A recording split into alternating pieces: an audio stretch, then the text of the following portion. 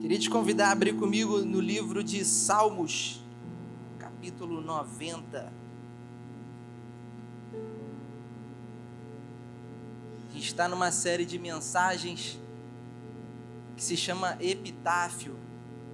Eu não sei você, mas quando fala epitáfio, me vem logo, não tem como fugir disso, aquela música de uma banda secular, né?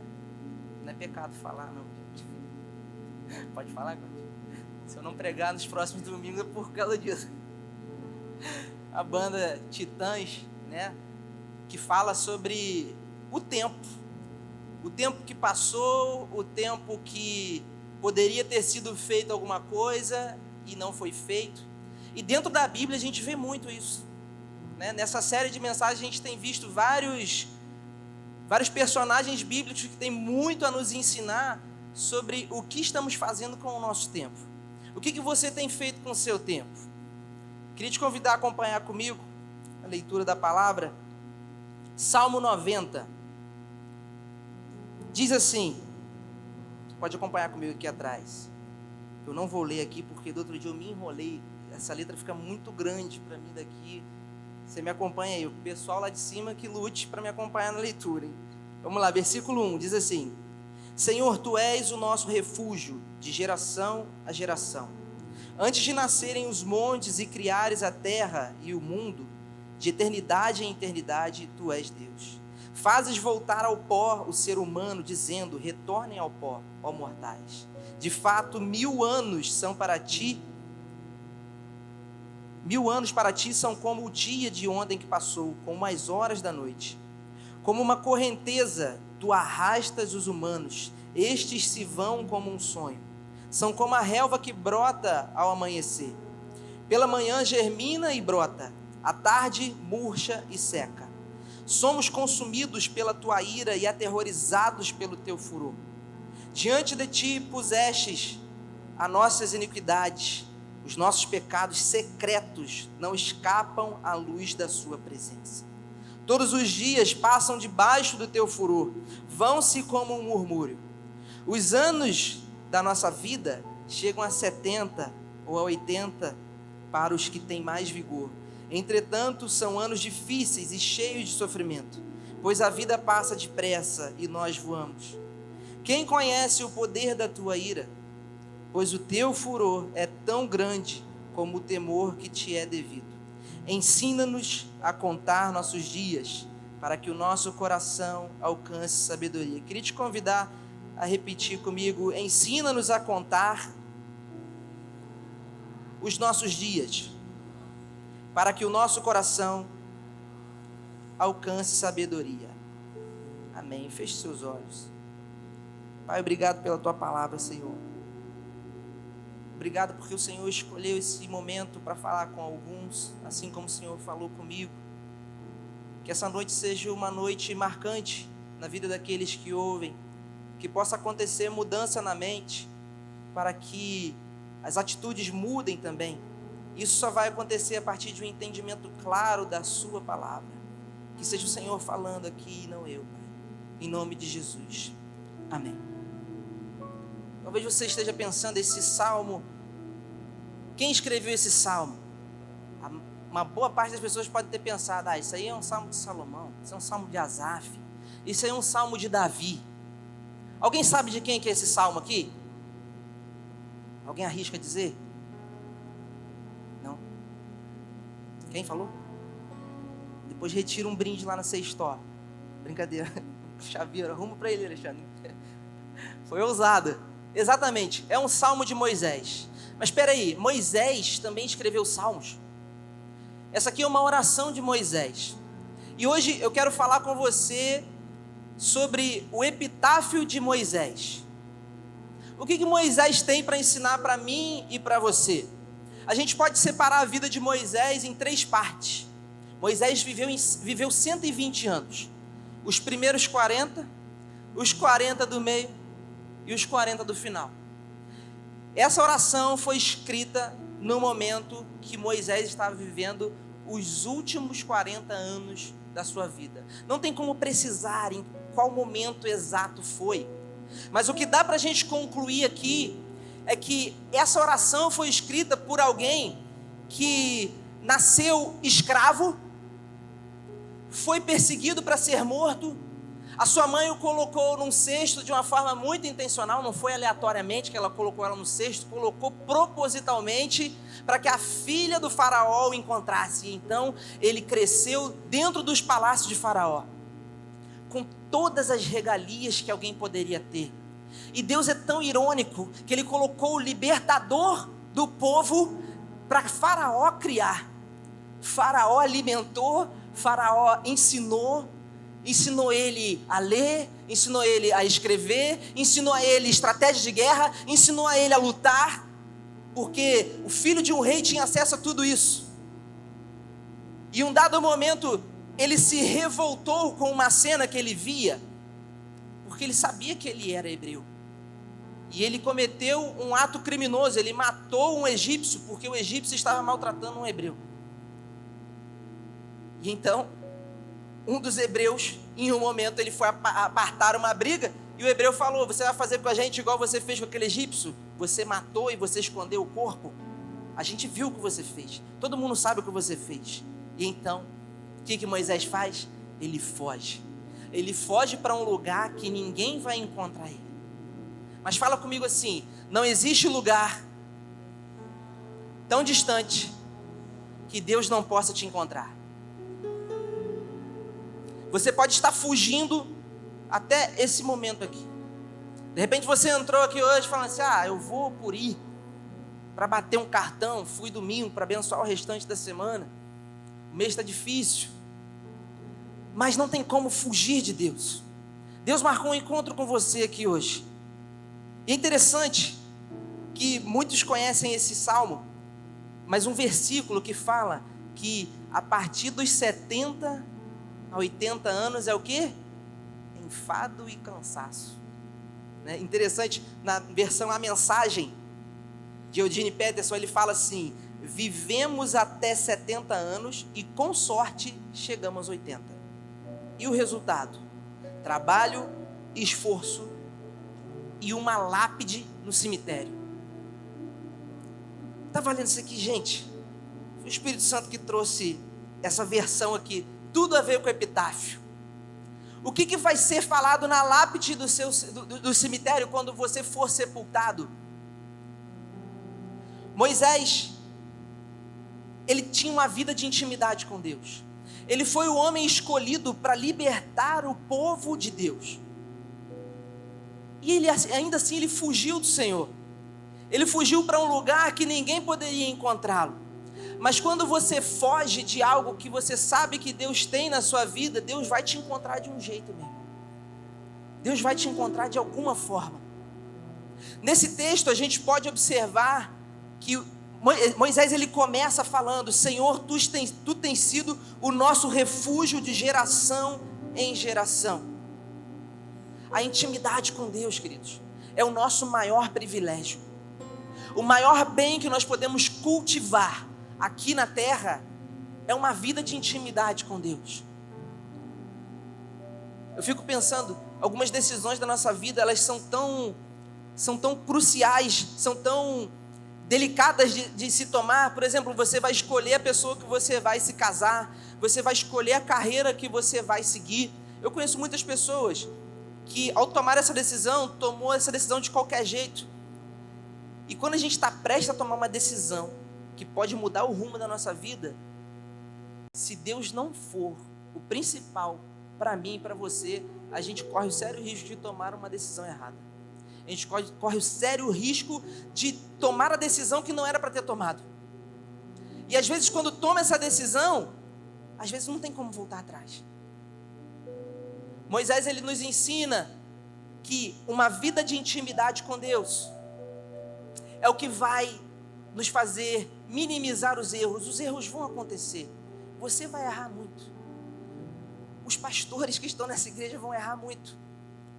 Isso faz parte.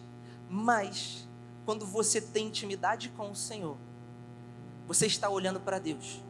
Você não está olhando para o que o homem pode fazer. E Moisés, ele viu uma geração inteira morrer no deserto. pessoas muito boas que receberam a mesma promessa que ele recebeu. Só que um grande erro que eu e você podemos cometer é a gente se esquecer de onde que Deus nos tirou.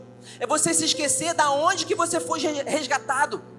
É você se esquecer o que você passou, talvez há poucos anos atrás. Os livramentos que Deus te deu. O que Deus fez na sua vida, na sua família, à sua volta. Aquele povo murmurava o tempo todo, porque eles não tinham entregado o seu coração a Deus. O povo estava no deserto, já tinha saído do Egito, mas o Egito não tinha saído de dentro deles. E eu te pergunto, você está aqui hoje, você entregou a sua vida a Deus?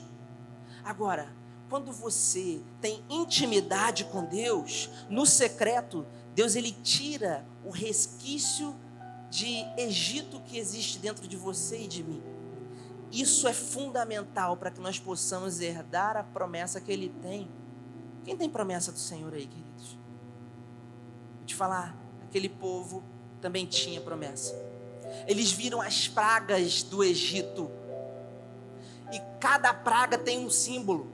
Eu não vou entrar aqui que eu tenho pouco tempo, mas cada praga simbolizava Deus destruindo um Deus do Egito. E foi por isso que as pragas tinham que vir. Não era suficiente, Deus podia só tirar o povo do Egito e pronto, mas não. Ele tinha que mostrar para o povo hebreu que os deuses que eles eram obrigados a adorar no Egito, os deuses que eles flertavam no Egito, não são deuses de verdade. Eles viram coisas sobrenaturais acontecendo. Eles viram o mar se abrindo. Eles viram coluna de fogo para eles não morrerem de frio. Eles viram uma nuvem para cobrir eles do sol, para que eles não morressem queimados. Eles viram o maná cair do céu. E ainda assim, vez por outra, quando Deus não fazia o que eles queriam, sabe o que eles falavam? Moisés, você tirou a gente do Egito para morrer aqui no deserto. É isso mesmo, melhor é ter ficado lá, porque lá tinha abrigo, lá tinha comida, lá tinha água. Querido, quando a tua segurança é ameaçada, você coloca em xeque quem é o Deus da sua vida de verdade. O Deus da sua vida é aquele que te supre tudo, ou é você que se supre? O nosso coração é a fábrica de ídolos. A gente adora muitas coisas. A gente adora a fama, a gente adora o dinheiro, a gente adora o status, a gente adora o prazer. É um hedonismo que nós vivemos, é o culto ao prazer, é a cultura de ter sempre prazer em tudo. Mas eu te digo, para ter intimidade com Deus, você vai ter que sacrificar o teu prazer muitas vezes. Pecar é muito bom, meu irmão. Pastor, que isso? Pastor? Pecar é bom, meu irmão. Você é carne, eu sou carne. Se pecado fosse ruim, ninguém fazia. Meu pai falava isso.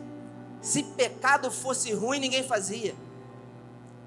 E o problema é que o diabo sabe disso. O diabo sabe exatamente como que ele vai te pegar. Se você quer pegar um rato, você bota uma ratoeira e bota o que ali? Fala para mim, Rafael. O que rato gosta de comer? Hã? Tudo. Rato é um bicho terrível, né? Meu Deus. É uma praga. A gente vai botar o que o rato gosta de comer. A gente pensa que é queijo, né? Mas tem outros alimentos que o rato gosta de comer. E você, querido, Deus sabe, o diabo sabe o que você gosta. Ele vai tentar você naquilo que você gosta. E aqui, Salmos 90, versículo 11, Moisés diz: Tu puseste diante de ti as nossas iniquidades, nossos pecados ocultos. O epitáfio de Moisés passa por ele escrever essa oração já no final da vida, com muitos conselhos para dar para mim e para você. Conselhos esses que farão você e eu herdarmos uma promessa que está liberada para você. Mas eu te digo, pecados ocultos te impedem de acessar o que Deus já liberou para você. Não tem como você fugir de Deus. Não tem como a gente fugir de Deus. O pecado cultivado faz a gente perder a sensibilidade ao toque do Espírito Santo, faz a gente ficar cego, surdo no caminho. Eu lembro de uma vez que eu me perdi.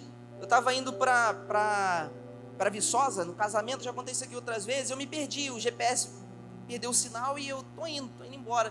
De repente passo por um pedágio, e eu não estava lembrando daquele pedágio, passou mais um pouco, estava lá assim, Guarapari, 60 quilômetros. Eu, gente, Guarapari, no mapa aqui assim, você já só pra cá, estou muito errado. Primeira coisa que você tem que fazer quando você está muito errado é parar, meu irmão. Por exemplo, não é para cá, com certeza não é para cá, eu tenho que parar. Porque se eu continuar indo, eu vou ficar mais distante do meu destino. Fiz a volta, primeiro retorno, voltei no pedágio e perguntei, para onde que eu tenho que ir? Estava errado aqui. E a moça falou, você pegou para um lugar, você tinha que ter virado lá em Itaperuna, para ir para Italva, aquela coisa, quem conhece sabe. E aí, eu fui. A questão aqui é que, quando perdeu a conexão com o GPS, eu me perdi. Era uma curva que era para ter feito. E eu estava com a ordem lá de trás, enquanto já chegou uma ordem nova. Quando você não está conectado com Deus, já tem uma nova ordem para você, só que você está tão ocupado com as coisas do dia a dia, o pecado oculto te ensurdeceu a tal ponto que você não ouviu a nova ordem. A nova ordem era para virar à direita, você foi direto, foi para muito longe, distante daquilo que o Senhor tem para você. E uma das piores coisas que pode acontecer com um cristão é se esquecer daquilo que Deus já fez. O povo tinha se esquecido e começou a murmurar. Meu irmão, talvez você tenha entrado aqui pensando assim, eu não tenho motivos para me alegrar, está tudo dando errado. Mas pensa comigo, tem um CEO de uma grande empresa, da Coca-Cola, ele estava dando uma palestra para os líderes, e ele chegou e falou assim, quando você estiver passando por grandes dificuldades, incertezas, que o mundo é um mundo de incertezas, você não tem o controle de tudo, é só você encontrar 3 ainda bem. 3 ainda bem todo mundo tem. E se sustentar nisso, me fez passar pelas maiores crises da história e colocar a Coca-Cola como uma das empresas mais valiosas do mundo. Agora eu te falo, o que é valioso para você, meu irmão? A sua salvação. Uma empresa vai passar, dinheiro vai ficar, bens vão ficar. O que você não pode perder é a sua salvação. Cheguei aqui, está dando tudo errado, meu irmão, encontra 3 ainda bem. Encontra 3 ainda bem aí. Olha para trás, olha o que Deus já fez por você, sem você merecer. Olha o que Deus já fez através de você, sem você ter para oferecer. Eu posso te ajudar. Primeiro, ainda bem que Ele te resgatou de onde você estava, que você não merecia. O segundo, ainda bem que Ele tem uma promessa em andamento na sua vida. E você não pode parar agora. Você tem que permanecer nele. E o terceiro, ainda bem que você veio hoje para ouvir essa palavra, meu irmão.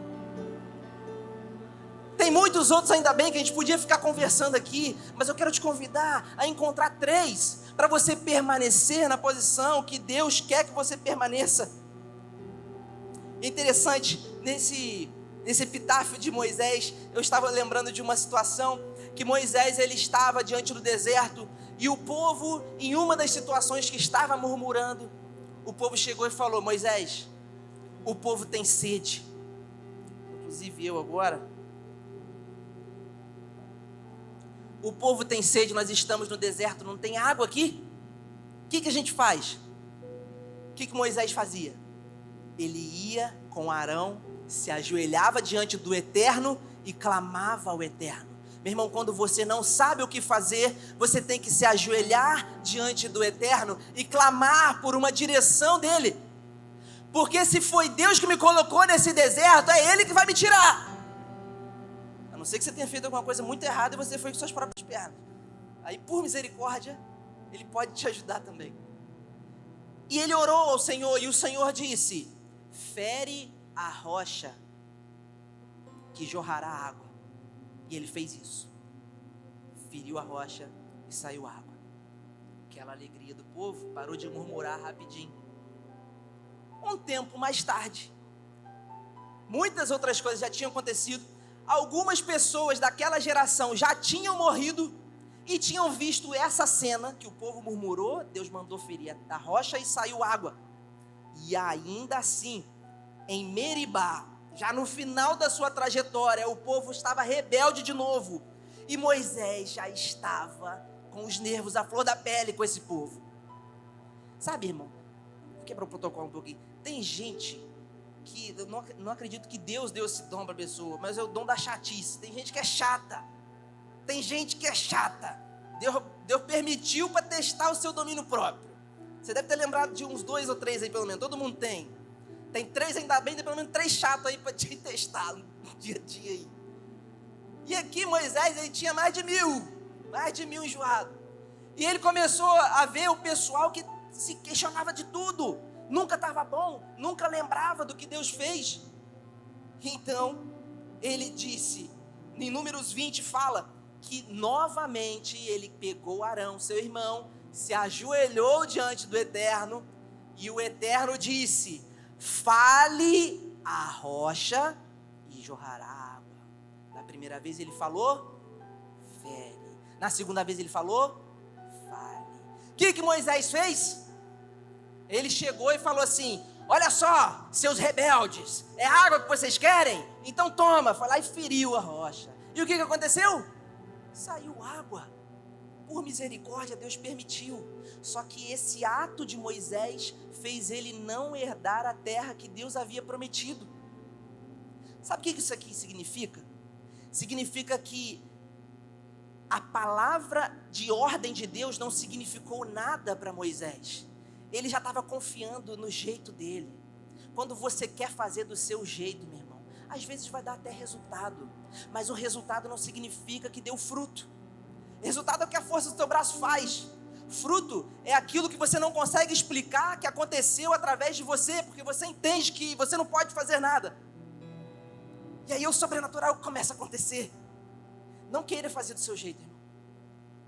Tenha o temor e o tremor diante do Senhor, porque fazer do seu jeito é uma forma de murmurar. Peraí, Deus, você não está entendendo o que está acontecendo. É assim que tem que ser, você pega e faz. Lembra de Abraão? O que ele fez? Tem uma promessa. Sara, avançada em idade, não tem como ter filha. Deus acha que você precisa de um jeitinho. Sara pensou, toma Agar aqui, olha o problema. Até os dias de hoje a gente enfrenta problemas. Pessoal do Oriente Médio lá, os ismaelitas, cresceram, prosperaram, porque a promessa estava para eles também. Mas não era para ter feito aquilo. Toda vez que você tentar dar um jeitinho, você está murmurando contra Deus. E você sabe o que é murmurar? Quantas vezes você murmura sem saber? Eu aprendi que murmurar é não aceitar a forma que Deus escolheu para te conduzir até a promessa. Fala comigo assim, não murmure, permaneça, confie. A graça de Deus, ela é abundante sobre você, meu irmão. Mas as escolhas têm consequências.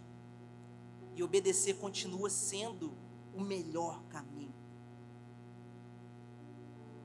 Eu te falo, quem murmura no deserto, morre no deserto. Mas quem permanece, mesmo sem entender, alcança graça, alcança misericórdia, alcança favor, alcança direção, alcança forças para continuar, para avançar, para permanecer e herdar uma promessa que ele tem. Moisés, ele fala, ensina-nos a contar os nossos dias. A vida tem que ser vivida com sabedoria. Uma vez perguntaram para um sábio, o que é sabedoria? E o que é inteligência? Talvez não fique claro o que é sabedoria, o que é inteligência. Sabedoria é um pouco diferente.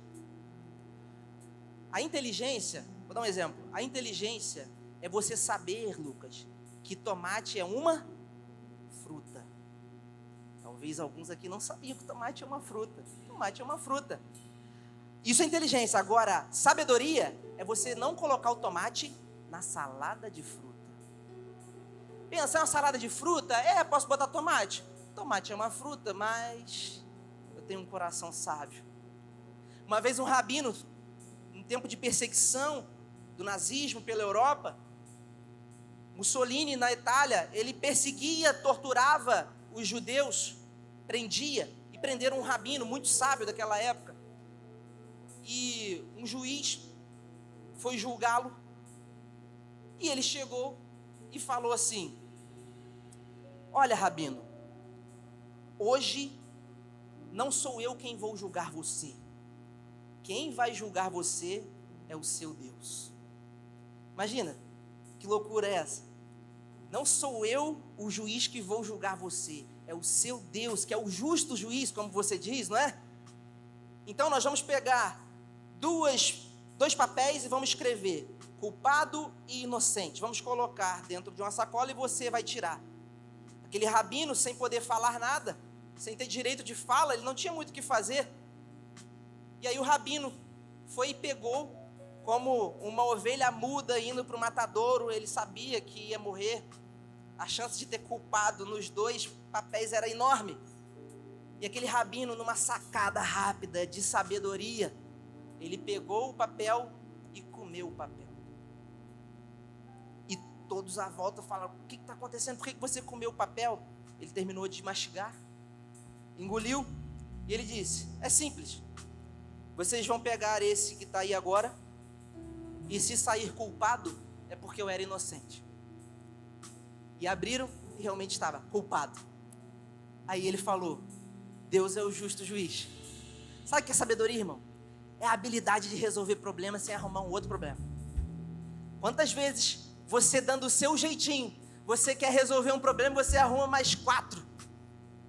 E para resolver aqueles outros 4, você arruma mais uns 3. Então você começa a ter mais problemas do que deveria, enquanto se você fizesse como Moisés fez com Arão: não sei o que fazer, vou para o joelho, vou orar e Deus vai me dar uma direção.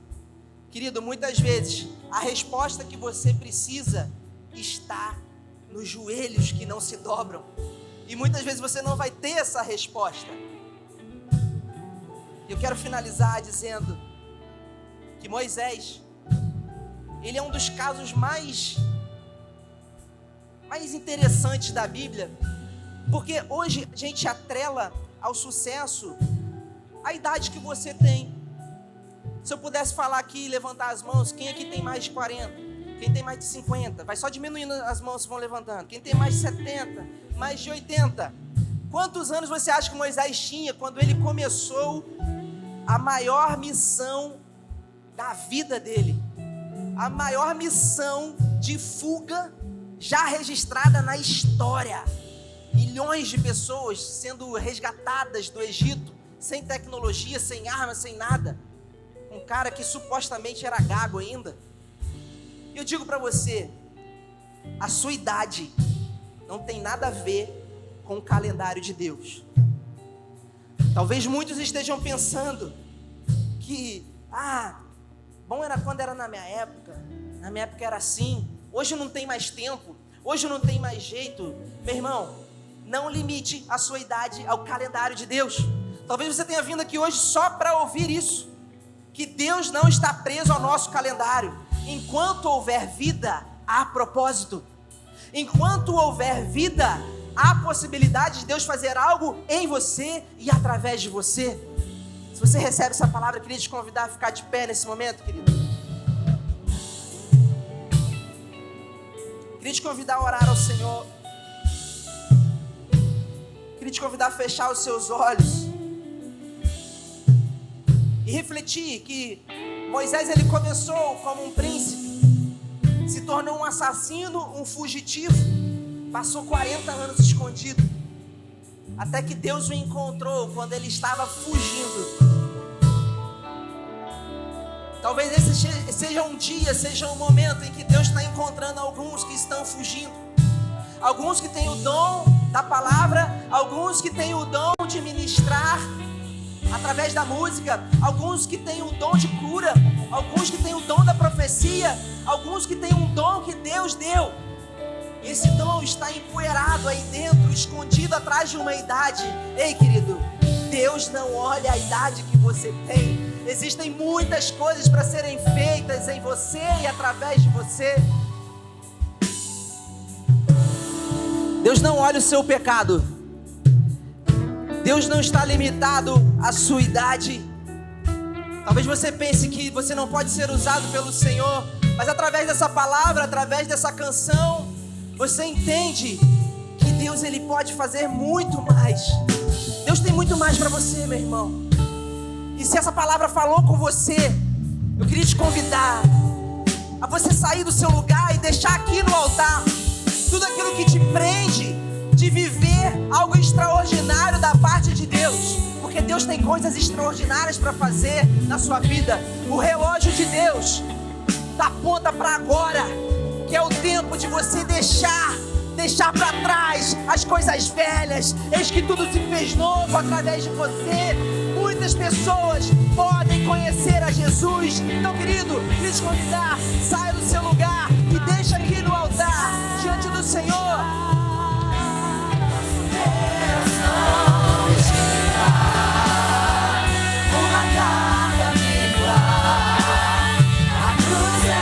Feche seus olhos, eu quero orar com você nessa noite. Coloque diante do Senhor a sua vida.